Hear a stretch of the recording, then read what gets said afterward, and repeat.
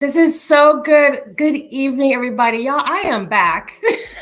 I took a tiny break, y'all, just a tiny break in December, just a small one. We had so much going on. I am so glad that I'll be kicking off 2024 with Jasmine Paul. First of all, can we say a shout out to Air Force right quick? Woo! Go Air Force. I'm sorry, y'all. It is what it is. So Jasmine, so we actually have we can't see the folks in this room, but we do also want to do a quick shout out to Parade Deck TV, and that community has 6.4 million or so family members, community members, okay, as we call them. But that Parade Deck TV is so important to me because that's also a mix of veterans and male spouses. So I want to say hello to Parade Deck TV, whoever is watching. Hey y'all. Hey y'all. Hi Facebook, hi LinkedIn, hi YouTube, hi Twitter. And again, also the people who are going to be listening to the audio version of this important conversation. Jasmine, the Wealth Playground. Listen, we're going to dig into this. I need to talk about the Wealth Playground. What I was saying before we got started is the beginning of the year, and some people already broke. Yes. So we need to have a conversation, not just for the adults, but also your perspective on how we can educate our kids. So can you tell us a little bit more about Jasmine Paul and what is the Wealth Playground? Yes. So hello, everyone. My name is Jasmine Paul, and I'm a first-generation American, third culture kid. What that means is my parents were born in another country, came to the U.S., and then had me. And I also lived abroad because my family is a big Air Force family. So I grew up in Japan. And I really was always a very curious person, still am to this day.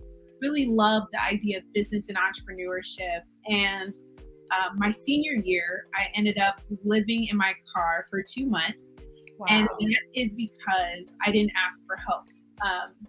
And so you mentioned, we're starting off the year and sometimes the finances aren't financing, the math is not mathing, right? But just know that it's okay, right? We're here today. We're wanting to have this conversation to really elevate our understanding about financial literacy and education. And so I was one of the people who just really did not ask for help. I got myself in this situation. I can get myself out of it.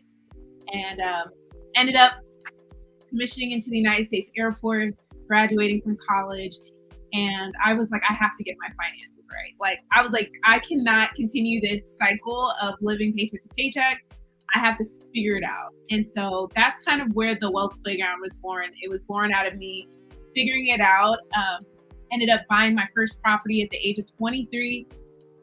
Paying off my student loans by the age of 24. So I had $40,000 student loans, and then teaching my friends. And then that's where the Wealth Playground was born. Wow. And so while you're talking, I just want to give a shout out to the Dumping Ground podcast. So you got a podcast, listen to a podcast.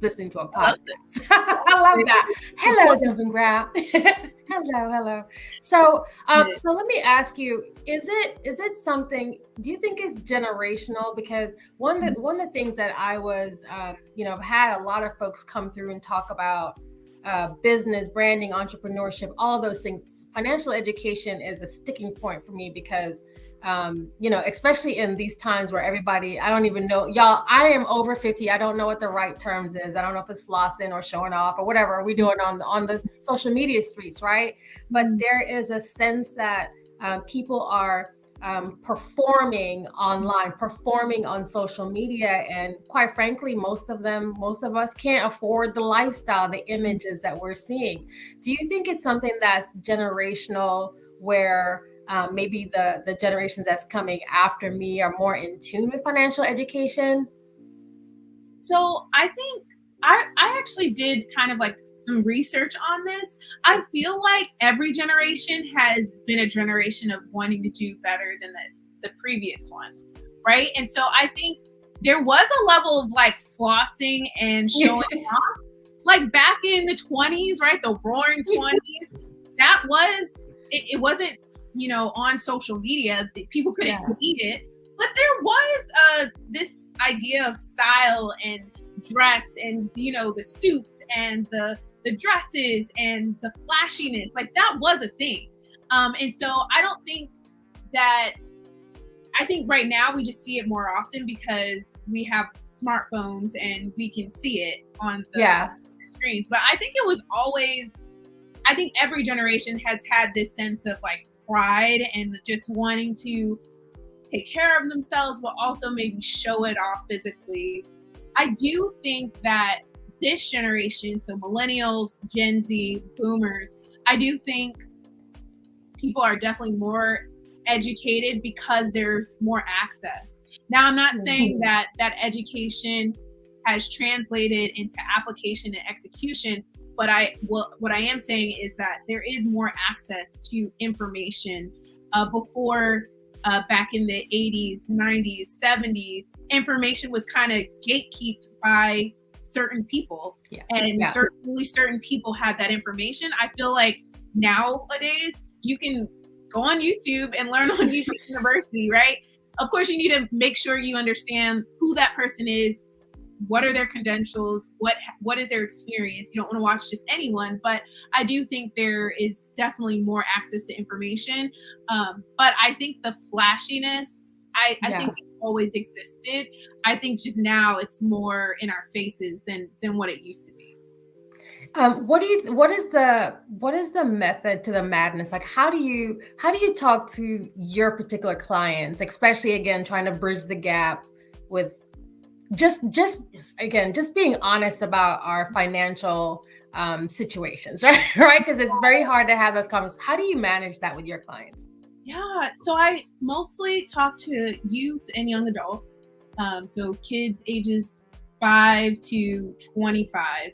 And I always try to share, what's important, what do you value, and what are the means to get there. And then I try to keep it relevant and culturally like fun.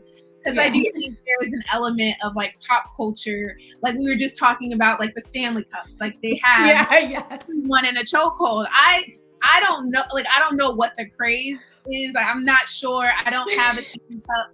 I have a whole bunch of thermoses in my cabinet already, but like I've seen the media like just go wild. And again, another trend. People like it. People are going to enjoy it. That's marketing. And so, but yeah, I try to break down like why is it that we have this behavior towards certain things, and then that behavior is usually translated to money. How are you showing up in your finances? Why is it important to go out to eat? Is it because you really want this food?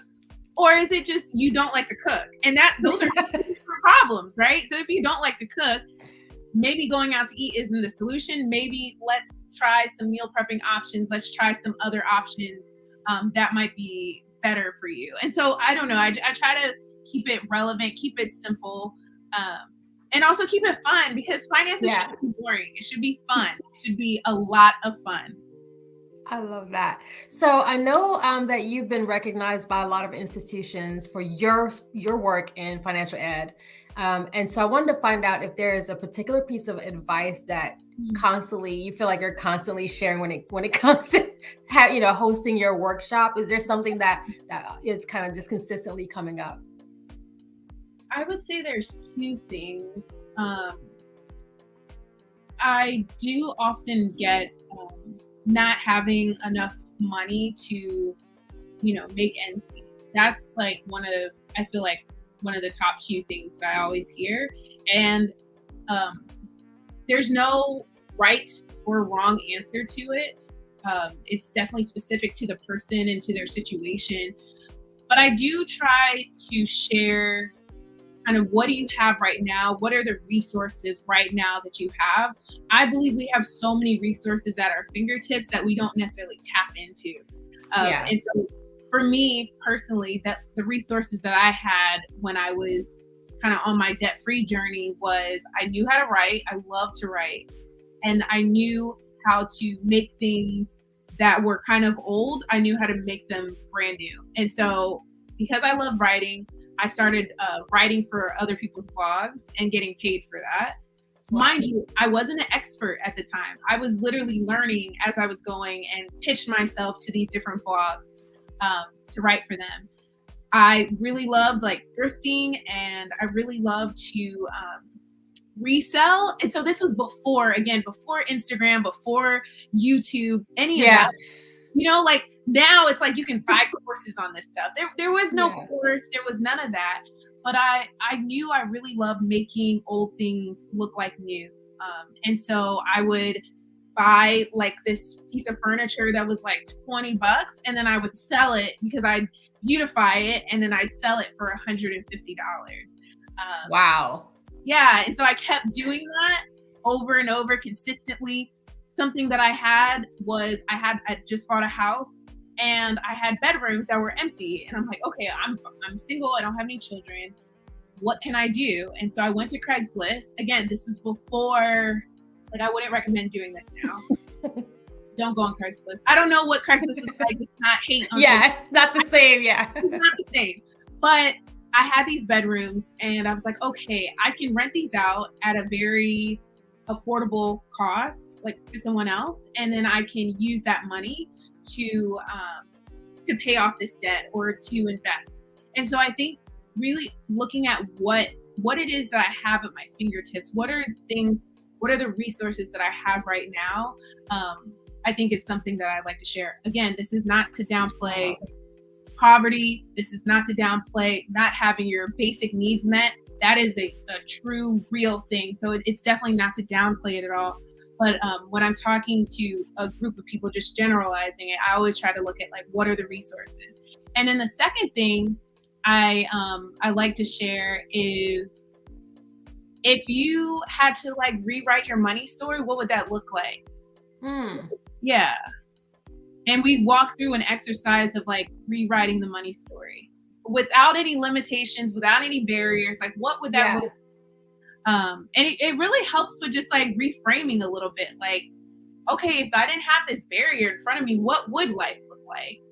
Just to get kids thinking, because like it should be fun, right? It should be enjoyable. It's not. I mean, I was living in my car for 2 months, but I'm not gonna lie, like there were some really bad times, but I had fun too. What was I doing? I didn't have a house to live in, but I was still having a good time on. I don't know. I don't know what was going on then, but you're experimenting, and there was no fear. That's the blessings of the youth, right? When you get older, I think we get some of us get a little bit more skittish. And we got to give a quick shout out to Seedling Financial App, who I absolutely support. Hey, Derek Wesley, if that's you, I don't know if that's him, but shout out to Seedling Financial App. So let me ask you about your book, A Boy, a Budget, and a Dream. Yeah. And first of all, how did you come up with this book, and why did you write it? Yeah. So I actually wrote this story in my car. I was living in Florida at the time, and this is me, my opinion, but I really do believe like God put it in my spirit to write this story. And it was about a little boy, a little girl, brother and sister, and it was trying to figure out budgeting, trying to figure out like overspending, wanting to go to STEM camp. Like there was all these different elements of kind of needs versus wants, budgeting, priorities, and then goal setting. So I wrote this story in the car at my house. And then I kind of just like shelved this story because I was like, I don't have children. Like, what do I look like writing a children's book? Doesn't make any sense. So I put it on the shelf because I was just like, I don't know what to do. And then the pandemic hit, and I was having a lot more conversations with my little sister. I was having a lot more conversations with young people about money. They were asking about high yield savings accounts. They were asking about 401ks, retirement accounts. And I'm like, okay, who's talking to the kids about money? Like, who's having these conversations? Because I felt like we were having conversations like every week, whether it was talking about like a Peloton. There was like a TV show where Peloton was involved somehow. It was a fake TV show, but then real life, like something happened, to Peloton stock. And so us had a dialogue about it. And I was like, okay, let me see about really like creating this book and creating curriculum to teach children about money. Wow. I love it. I love your take. And so this is where we go offline. I might be begging you for a favor to talk to adults about how to talk to kids. Because I think that's so, especially I think for a lot of adults, we don't want to have the conversation, or we overindulge and we just say yes to everything, or we go the total opposite way and we just shut it all down without an explanation. Kids need to understand, like, my daughter is 15 and she now understands that money actually does not grow on trees, despite the argument about leaves, and pulp, So I love that. Yeah. She's very smart. She figured out how to work around the conversation, but I love that. And I wondered, even along those lines, are there any tips that you can give parents that are watching, especially for the military kids? Any advice that you can give to our pre-deck family about how do you have some of these conversations with your kids, especially like if you're in the military and you're constantly moving, it's not the same situation as everybody else. So how do you have those conversations? Yeah, I think going back to the values and what's important, like showing those values. So for very young kids, I always look at, I always try to do this exercise or share with parents to do this exercise. You can go throughout the house, whatever apartment, wherever you live, and put like stickies on the things that truly matter to you. Mind you, the whole thing, of course, might matter, but let's pick out like 3 to 5 things. And those things, examples of those things could be electricity, it could be the faucet for running water, it could be the Wi-Fi, it could be security, it could be just the roof, right? Something over your head. And just sharing, like, here's what we value, and we're working to earn income to pay for the things that we value. We also value each other. We value family time. I know for the military, one of the things that my dad really valued over stuff, we never bought, like, I could never get like the newest toy, or I'd get new basketball shoes because he thought I was going to the WNBA. But outside of that, if it wasn't related to basketball or school, he was not going to buy it. But one thing that he showed me growing up was he valued experiences. So every single weekend when we lived in Japan, we were going to Mount Fuji, we were going to the Emperor's Palace, we were going on a tour of the hot springs every single weekend. And that's the thing that I remember. I don't remember the gifts. I don't remember any gifts that I received, for the holidays or for birthdays, but I remember the experiences. And so I try to share with, especially for military families, make that experience, if you're moving, make that experience memorable. That doesn't really require a lot of money. One example is a family was moving to Japan, and one of the parents took out library books to show the child pictures of Japan, what it might look like, learning some of the language. And then like the night before, they did like a special dinner where it was kind of celebrating. I love that. Yeah, celebrating what this moment was of them living in this one place, and now they're moving to another place. And so they made every kind of milestone a special moment. So the milestone of like, this is 3 days until we leave. This is 1 day until we leave. This is the day that we leave. And just really reassuring the child, like, it's going to be scary. We're all scared. That's okay. But this is something that we can do as a family. And this is something that we're doing as a family because of the things that we value, like the running water, like the electricity, like the roof over our head. And so I try to share those kind of tips to ensure that the conversation is being had. I think that's the number one thing that you can do if you are a parent, a guardian, a grandmother, aunt, uncle, brother, sister. It's just having healthy money conversations. Too often I've found that adults say, I wish I had this information when I was a kid. I wish somebody talked to me about money. I wish somebody talked to me about credit cards. Well, you don't have to wait. Like, you can have those conversations at home. I love that. I love that. So let me ask you, I wanted to ask you about this thing I read about you that, first of Oh, all, that you're a member of AKA Alpha Kappa Alpha Sorority Incorporated. Let man. me get it right. And the Society of Children's, I don't want your sorors, don't come for me, y'all.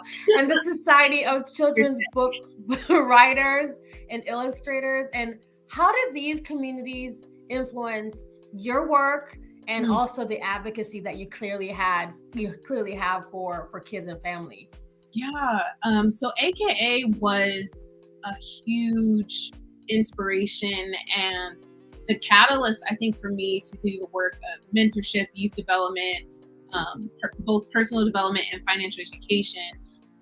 Because when I was younger, I participated in a debutante program. It's the Oh, the Alpha Kappa Alpha debutante program. And when I yeah. was younger, I had no interest in like any of it. I was like, this is not for me. Mom, why am I doing this? I don't need to be paraded around in a dress. But it was so much more than wearing a ball gown and Yeah. doing fancy dances and eating a fancy dinner. It was women who, at the time, I needed support and mentorship and love that I got from my parents. But it's something different when you're in that Yeah. rebellious teenage, like you need somebody else. Like your parents are like, I love you, but I also can't stand you either. Yeah. Yeah. I feel like I was definitely that. I was in that stage of life, and the women of AK Alpha Kappa Alpha really surrounded me with love, and they were. My parents are again.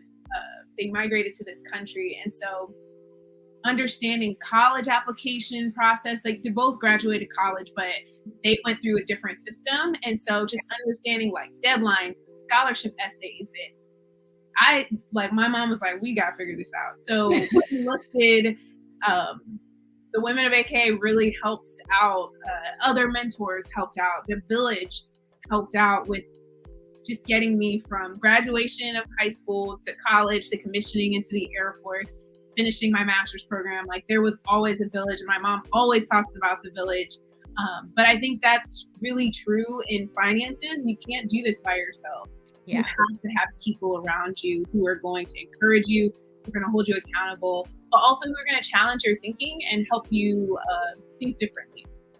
I love all that. And I love the fact that you talk about it being a village. And I think this is again where, for those, especially, listen, moms and administrators, if you're at a school and you're looking for a resource as well, you need to be talking to the Wealth Playground. Okay.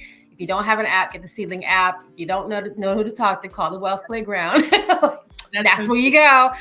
That's where you go. But this is, I think, for those moms and administrators, parents who are trying to figure out how you have that conversation, not just younger kids, but also the kids who are going off to college before they get that first credit card, right? And Yes. then again, adults even, in your early 20s where you're, okay, oops, now I have it. I don't know what to do. Yeah.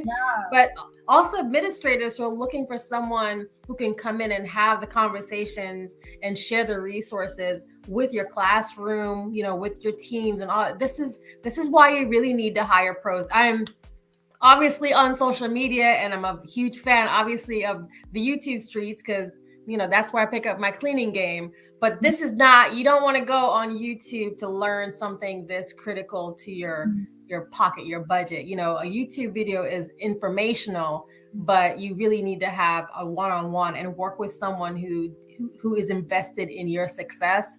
And then catch those replays another time. That is a whole plug, not even a selfish plug. That's just do it right and go get help from someone who knows what they're doing, especially when it comes to kids, because it can be really confusing and really frustrating. And so you really want to get a pro in there.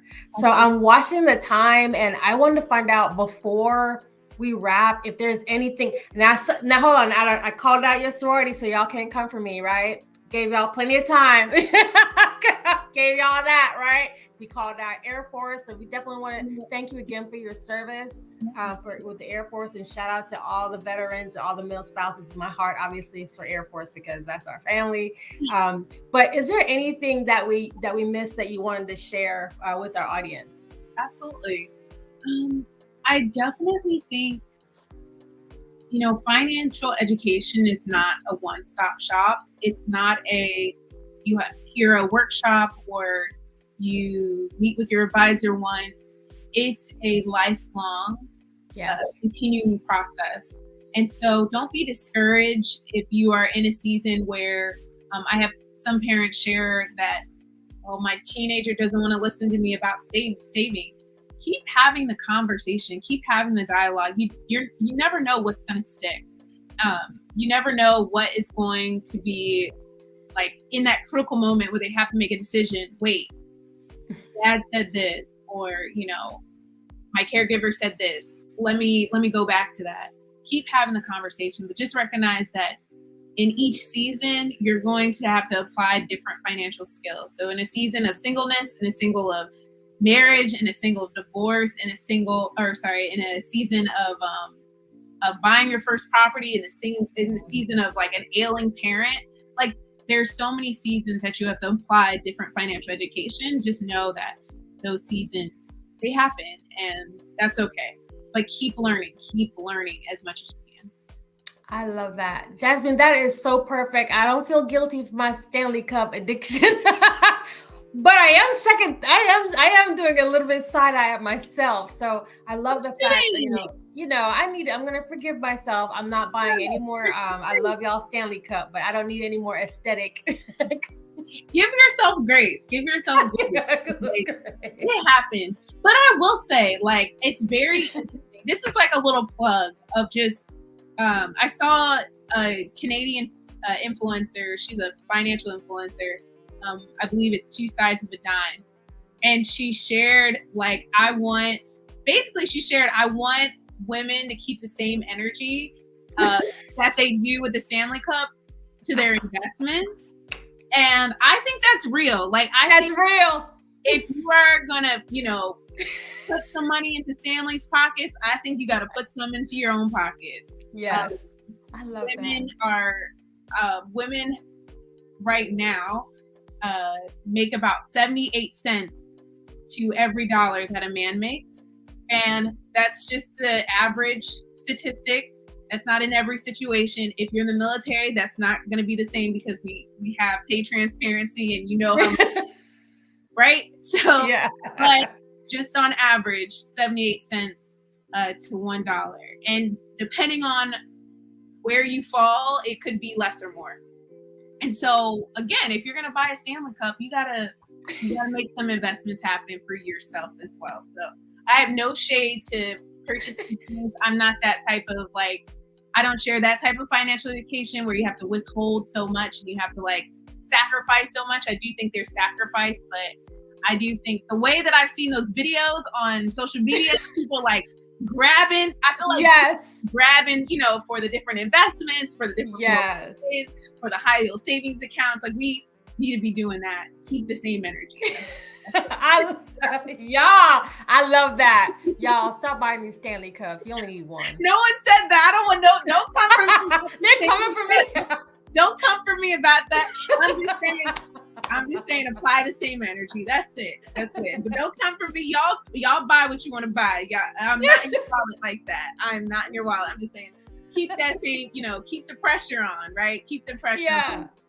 But I've seen the videos. I'm like, wow. It's for real. Is it that great? Like, you have the Stanley Cup. Is it that is it because of the ice? It's the aesthetic. I'm just being honest. I've got about 4 of them, and it's the aesthetic. I bought it for the beautiful color. I don't really use it. It's beautiful. And it encourages me to drink water that I really should.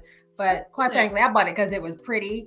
And y'all need to save your coins because 4 of them added up. So yeah.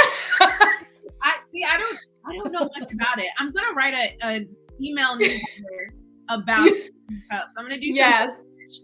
I'm gonna do a newsletter because I heard that it was like the marketing director changed, the aesthetics and changed the branding and stuff. Yeah, it's one of the best, again, because the travel in the marketing streets. It's one of the best campaigns, and it's all around aesthetically pleasing things. The tones are a little bit lighter. It's calming, it's soothing. So you end up telling the story through the colors, which is perfect, awesome.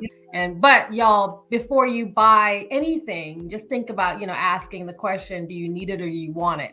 And if you need it, that's one thing. If you want it, maybe you don't need to get it right away. So it's just the discipline. And again, all of this, y'all, where can people find you on the Wealth Playground? Where can people find you? Yeah, absolutely. So you can head over to thewealthplayground.com.